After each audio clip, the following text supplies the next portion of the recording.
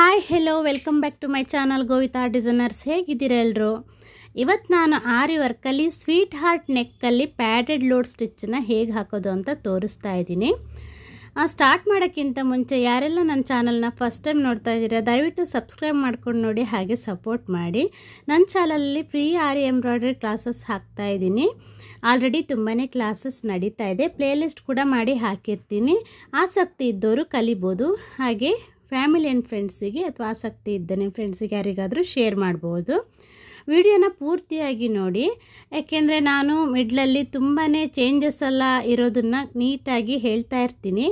ನೀವು ಇವಾಗಲೇ ಏನು ಕ್ಲಾಸನ್ನು ಕಲಿತಾ ಇರ್ತೀರಿ ಆವಾಗಲೇ ನೀವು ನೀಟಾಗಿ ಕಲ್ತ್ಕೊಂಡ್ಬಿಟ್ರೆ ನೆಕ್ಸ್ಟ್ ಏನು ಡೌಟ್ಸ್ ಇರಲ್ಲ ಅಂತ ಅಷ್ಟೇ. ಓಕೆ, ನೋಡಿ ಸ್ಟಾರ್ಟ್ ಮಾಡ್ತಾ ಇದ್ದೀನಿ. ಈ ಥರ ಸ್ವೀಟ್ ಹಾರ್ಟ್ ನೆಕ್ಕನ್ನು ನಾನು ಡ್ರಾ ಮಾಡ್ಕೊಂಡಿದ್ದೀನಿ. ನೀವು ಯಾವಾಗಲೂ ಕಲಿಯುವಾಗ ಈ ಥರ ಚಿಕ್ಕದಾಗಿಯೇ ಹಾಕ್ಕೊಂಡು ಕಲೀರಿ, ಓಕೆನಾ? ನಾನು ಪೈಪಿಂಗ್ ಥ್ರೆಡ್ಡನ್ನು 2 ಎಳೆಯಲ್ಲಿ ಹಾಕ್ಕೊಳ್ತಾ ಇದ್ದೀನಿ, ಫ್ಯಾಬ್ರಿಕ್ ಗ್ಲೂ ಹಾಕ್ಕೊಂಡು.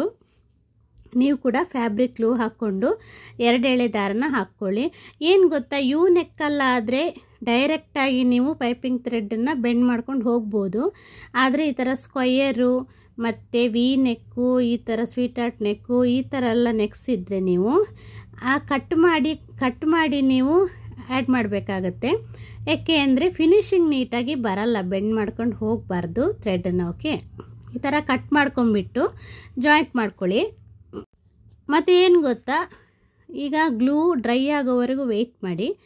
ನಾನು ಜಾಸ್ತಿ ಹೊತ್ತು ವೆಯ್ಟ್ ಮಾಡಿಲ್ಲ, ಬೇಗನೆ ಮಾಡ್ತಾಯಿದ್ದೀನಿ. ನೀವಾದರೆ ಸ್ವಲ್ಪ ಡ್ರೈ ಆಗೋವರೆಗೂ ವೆಯ್ಟ್ ಮಾಡಿ, ಓಕೆನಾ?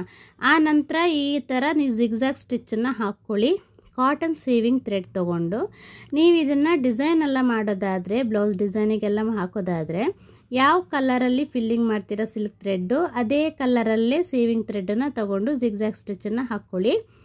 ಮತ್ತು ಏನು ಗೊತ್ತಾ, ಕಾರ್ನರ್ಗಳೆಲ್ಲ ಉಂಟಲ್ಲ, ಆ ಮಿಡ್ಲು ಮತ್ತು ಸ್ಟಾರ್ಟಿಂಗು ಎಂಡಲ್ಲೆಲ್ಲ ಸ್ವಲ್ಪ ದಾರ ಎಲ್ಲ ಬಿಟ್ಕೊಳ್ತಾ ಇರುತ್ತೆ ಪೈಪಿಂಗ್ ಥ್ರೆಡ್ದು. ಅದಕ್ಕೋಸ್ಕರ ಅಲ್ಲಿ ಸ್ವಲ್ಪ ದಪ್ಪದಲ್ಲಿ ಜಿಗ್ಜಾಗ್ ಸ್ಟಿಚ್ಚನ್ನು ಹಾಕೋಬೇಕಾಗುತ್ತೆ ನೀವು. ಈ ಥರ ಚಿಕ್ಕದಾಗಿ ನೆಕ್ ಶೇಪ್ಗಳನ್ನ ಮಾಡ್ಕೊಂಬಿಟ್ಟು ಫಿಲ್ಲಿಂಗ್ ಮಾಡಿ, ಓಕೆನಾ? ನೋಡಿ, ನಾನು ಜಿಗ್ಜಾಗ್ ಸ್ಟಿಚ್ ಹಾಕಿ ಆಯಿತು. ನೋಡಿ, ಆ ಕಾರ್ನರಲ್ಲಿ ಮತ್ತು ಮಿಡ್ಲಲ್ಲೆಲ್ಲ ಸ್ವಲ್ಪ ದಪ್ಪದಲ್ಲಿ ಹಾಕ್ಕೊಳ್ಳಿ. ಮತ್ತು ಈಗ ನಾನು ಪೆನ್ನಲ್ಲಿ ಡ್ರಾ ಮಾಡ್ಕೊಳ್ತಾ ಇದ್ದೀನಿ, ಕರೆಕ್ಟ್ ಸ್ಟಿಚ್ಚು ಯಾವ ಲೈನಿಗೆ ಬರಬೇಕು ಲೈನ್ ಮೇಲೆ ಅನ್ನೋದಕ್ಕೋಸ್ಕರ. ಈಗ ಕಲ್ತಿರೋರಾದರೆ ಗೊತ್ತಾಗುತ್ತೆ ಅವರಿಗೆ ಯಾವ ಥರ ಹಾಕ್ಕೊಂಡು ಬರಬೇಕು ಅಂತ.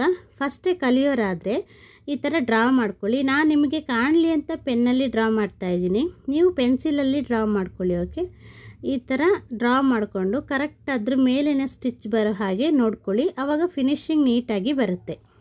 ಈಗ ನಾನು ಒಂದು ಸೈಡಿಂದ ಸ್ಟಾರ್ಟ್ ಮಾಡ್ತೀನಿ.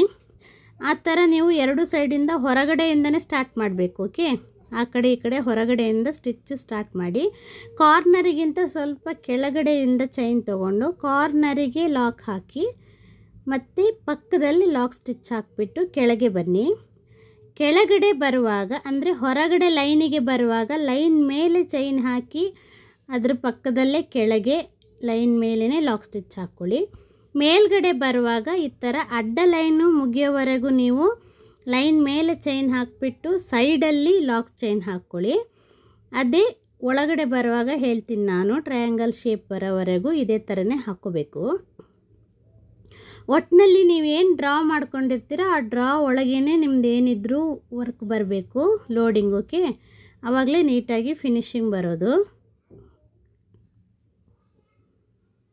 ನಾನು ಆಲ್ರೆಡಿ ಕೆಲವೊಂದು ಹಾಕಿದ್ದೀನಿ, ಯು ಶೇಪ್ ಹಾಕಿದ್ದೀನಿ, ಮತ್ತು ಸ್ಕ್ವಯರ್ ಹಾಕಿದ್ದೀನಿ, ಮತ್ತು ಡ್ರಾಪ್ ಶೇಪ್ ಅಥವಾ ತಿಲಕಂ ಶೇಪ್ ಅಂತಾರಲ್ಲ ಅದನ್ನು ಹೇಗೆ ಫಿಲ್ ಮಾಡೋದು ಅಂತ ಹಾಕಿದ್ದೀನಿ.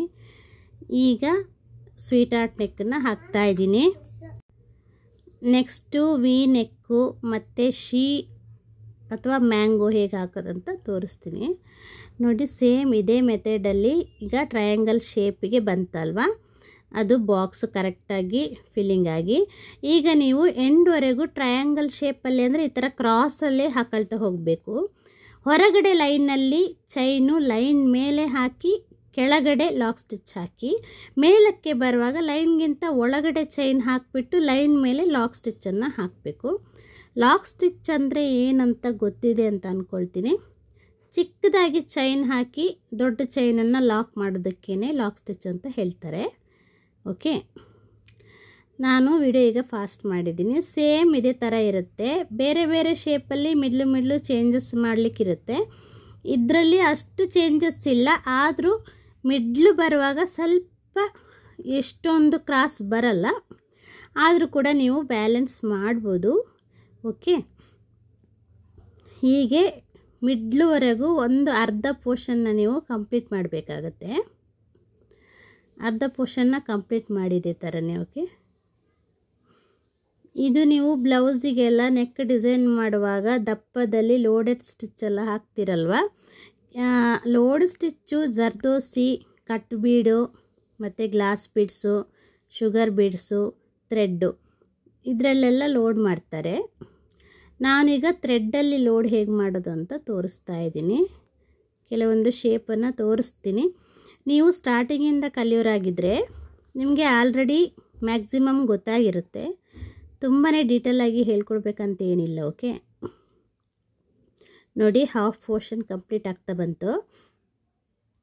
ಆ ಶಾರ್ಪ್ನೆಸ್ ಎಲ್ಲ ಇದೆಯಲ್ಲ, ಆ ಜಾಗನ ನೀವು ಅದೇ ಥರನೇ ಮೇಂಟೈನ್ ಮಾಡ್ಕೊಂಡು ಹೋಗಿ. ಎಲ್ಲೂ ಕೂಡ ಶಾರ್ಪ್ನೆಸ್ಸನ್ನು ತೆಗಿಯೋ ಹಾಗೆ ಸ್ಟಿಚ್ ಹಾಕ್ಬೇಡಿ, ಯಾಕೆಂದರೆ ಫಿನಿಶಿಂಗ್ ನೀಟಾಗಿ ಬರಲ್ಲ, ಸ್ವೀಟ್ ಹಾರ್ಟ್ ನೆಕ್ ಥರ ಕಾಣಲ್ಲ. ನೋಡಿ ಫಿನಿಶಿಂಗ್ ಆಗ್ತಾ ಬಂತು. ಕರೆಕ್ಟ್ ಶಾರ್ಪ್ನೆಸ್ ತೊಗೊಂಡಿದ್ದೀನಲ್ಲ ನಾನು ಪೆನ್ನಲ್ಲಿ, ಅದಕ್ಕೆ ಫಿಲ್ ಮಾಡ್ಕೊಳ್ಳಿ, ಆವಾಗಲೇ ನೀಟಾಗಿ ಫಿನಿಶಿಂಗ್ ಬರುತ್ತೆ. ಆದ ನಂತರ ಅಲ್ಲೇ ಹಾಫ್ ಪೋರ್ಷನ್ ಆದ ನಂತರ ಅಲ್ಲೇ ಲಾಕ್ ಹಾಕ್ಕೊಂಬಿಡಿ. ಓಕೆ, ನೋಡಿ ಇಲ್ಲಿ ಮಿಡ್ಲಲ್ಲಿ ಸ್ವಲ್ಪ ಚೇಂಜ್ ಆಗುತ್ತೆ ಅಷ್ಟೇ, ಅದನ್ನು ನೀವೇನು ಬ್ಯಾಲೆನ್ಸ್ ಮಾಡೋ ಅವಶ್ಯಕತೆ ಇಲ್ಲ. ಹೇಗೆ ಹಾಕ್ಕೊಂಡು ಬಂದರೋ ಹಾಗೆ ಹಾಕ್ಕೊಂಡು ಬಂದರೆ ಸಾಕಾಗುತ್ತೆ. ಆ ಕಡೆಯಿಂದ ಹೊರಗಡೆಯಿಂದ ಸ್ಟಾರ್ಟ್ ಮಾಡಿದರೆ ಈ ಕಡೆಯೂ ಕೂಡ ಹೊರಗಡೆಯಿಂದನೇ ಸ್ಟಾರ್ಟ್ ಮಾಡಬೇಕು. ನೀವು ಯು ನೆಕ್ಕಿಗೆ ಬಿಟ್ಟು ಬಾಕಿ ಯಾವುದೇ ನೆಕ್ ಇದ್ದರೂ ನೀವು ಈ ಥರ ಹಾಫ್ ಪೋರ್ಷನ್ನೇ ಫಿಲ್ ಮಾಡಿ. ಓಕೆ, ಏಕೆಂದರೆ ಯು ನೆಕ್ಕಲ್ಲಿ ನಿಮಗೆ ಒಂದೇ ಥರ ಬರುತ್ತೆ, ಆದರೆ ಬೇರೆ ಬೇರೆ ಶೇಪ್ಗಳ ನೆಕ್ಕಲ್ಲಿ ಒಂದೇ ಥರ ಬರಲ್ಲ. ಇದು ಕೂಡ ನೋಡಿ, ಕಾರ್ನರ್ಗಿಂತ ಸ್ವಲ್ಪ ಕೆಳಗೆ ನೀವು ಚೈನ್ ಹಾಕಿ, ಕಾರ್ನರಿಗೆ ಚೈನ್ ಹಾಕಿ, ಅಂದರೆ ಕಾರ್ನರ್ಗಿಂತ ಕೆಳಗಡೆಯಿಂದ ಚೈನ್ ತೊಗೊಂಡು ಕಾರ್ನರಿಗೆ ಚೈನ್ ಹಾಕಿಬಿಟ್ಟು ಅಡ್ಡ ಹೋಗಿರೋ ಗೆರೆಗೆ ಲಾಕ್ ಚೈನ್ ಹಾಕಿ, ಕೆಳಗೆ ಬರುವಾಗ ಕೆಳಗೆ ಚೈನ್ ಹಾಕಿ ಅದೇ ಗೆರೆ ಮೇಲೇ ಪಕ್ಕದಲ್ಲೇ ಒಂದು ಚೈನ್ ಹಾಕಿದರೆ ಅಲ್ಲಿಗೆ ಲಾಕ್ ಆಗುತ್ತೆ.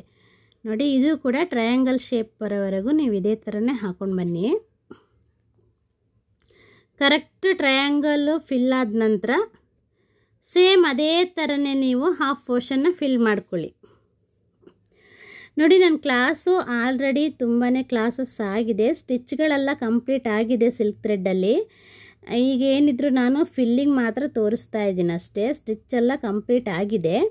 ಈಗ ಸ್ಟಿಚ್ ಕಂಪ್ಲೀಟ್ ಆದ ನಂತರ ಇದೊಂದು ನೆಕ್ ಫಿಲ್ಲಿಂಗ್ಸ್ ಎಲ್ಲ ನೋಡ್ಕೊಂಬಿಡಿ. ನಿಮಗೂ ಫಿಲ್ಲಿಂಗ್ ಮಾಡೋ ಗೊತ್ತಾಗಬೇಕಲ್ವ, ಯಾವ ಜಾಗಕ್ಕೆ ಬರುವಾಗ ಹೇಗೆ ಬ್ಯಾಲೆನ್ಸ್ ಮಾಡಬೇಕು ಅಂತ. ಅದೆಲ್ಲ ನೀವು ಒಂದು ಸತಿ ನೀಟಾಗಿ ಕಲ್ತ್ಕೊಂಡ್ಬಿಟ್ರೆ ನೆಕ್ಸ್ಟ್ ನಾನು ಒಂದು 5-6 ಕ್ಲಾಸು ಮಿರರ್ ವರ್ಕ್ ಇರುತ್ತೆ. ಮಿರರ್ ವರ್ಕು ಮತ್ತು ಬೀಡ್ ವರ್ಕನ್ನು ತೋರಿಸಿದ ನಂತರ ಅಡ್ವಾನ್ಸ್ ಕ್ಲಾಸನ್ನು ಸ್ಟಾರ್ಟ್ ಮಾಡ್ತೀನಿ. ಫಸ್ಟ್ ಟೈಮ್ ಯಾರಾದರೂ ನೋಡ್ತಾ ಇದ್ದರೆ ಸ್ಟಾರ್ಟಿಂಗಿಂದ ಕಲಿತಾ ಬನ್ನಿ, ಯಾಕೆಂದರೆ ನಿಮಗೆ ಪ್ರತಿಯೊಂದು ಚಿಕ್ಕ ಚಿಕ್ಕ ಪಾಯಿಂಟ್ ಕೂಡ ಮಿಸ್ ಮಾಡ್ದೇ ಡೀಟೇಲಾಗಿ ಕ್ಲಾಸನ್ನು ಕೊಟ್ಟಿರ್ತೀನಿ. ಆದರೂ ನಿಮಗೇನಾದರೂ ಡೌಟ್ಸ್ ಇದ್ದರೆ ನನಗೆ ಕಮೆಂಟ್ ಮಾಡ್ಬೋದು, ಇಂಥದ್ದು ಗೊತ್ತಾಗಿಲ್ಲ ಅಂತ. ನಾನು ಮತ್ತೊಮ್ಮೆ ವಿಡಿಯೋ ಮಾಡಿ ಹಾಕೋ ಪ್ರಯತ್ನ ಮಾಡ್ತೀನಿ, ಅಥವಾ ಹೇಳಿ ಮುಗಿಸಿ ನಿಮಗೆ ಡೌಟ್ ಕ್ಲಿಯರ್ ಮಾಡೋ ಅಂಥದ್ದಾದರೂ ಕೂಡ ನಿಮಗೆ ನಾನು ಮೆಸೇಜ್ ಮಾಡ್ತೀನಿ. ಮತ್ತು ವಿಡಿಯೋನ ನೀಟಾಗಿ ನೋಡಿಬಿಟ್ಟು ನಾನು ಏನು ಹೇಳ್ತಾ ಇದ್ದೀನಿ ಅಂತ ಸರಿಯಾಗಿ ಕೇಳಿಸ್ಕೊಳ್ಳಿ. ಎಲ್ಲೆಲ್ಲಿ ಏನೇನು ಚೇಂಜಸ್ ಮಾಡ್ಕೋಬೇಕು, ಹೇಗೆಲ್ಲ ಚೇಂಜಸ್ ಮಾಡ್ಕೋಬೇಕು, ಹೇಗೆ ಬ್ಯಾಲೆನ್ಸ್ ಮಾಡಬೇಕು ಅಂತ ನಾನು ಹೇಳ್ತಾ ಇರ್ತೀನಿ ಕೂಡ, ಅದನ್ನು ಕೇಳಿಸ್ಕೊಳ್ಳಿ. ವಿಡಿಯೋ ನೋಡಿ ಪ್ರಾಕ್ಟೀಸ್ ಮಾಡೋರು ಫಸ್ಟು ಒಂದು ಸತಿ ವಿಡಿಯೋನ ಫುಲ್ ನೋಡ್ಕೊಳ್ಳಿ, ಮತ್ತು ಏನು ಹೇಳ್ತಾ ಇದ್ದೀನಿ, ಯಾವ ಜಾಗದಲ್ಲಿ ಏನು ಚೇಂಜ್ ಮಾಡ್ಕೋಬೇಕು ಅನ್ನೋದನ್ನಂತ ಕರೆಕ್ಟಾಗಿ ಕೇಳಿಸ್ಕೊಳ್ಳಿ.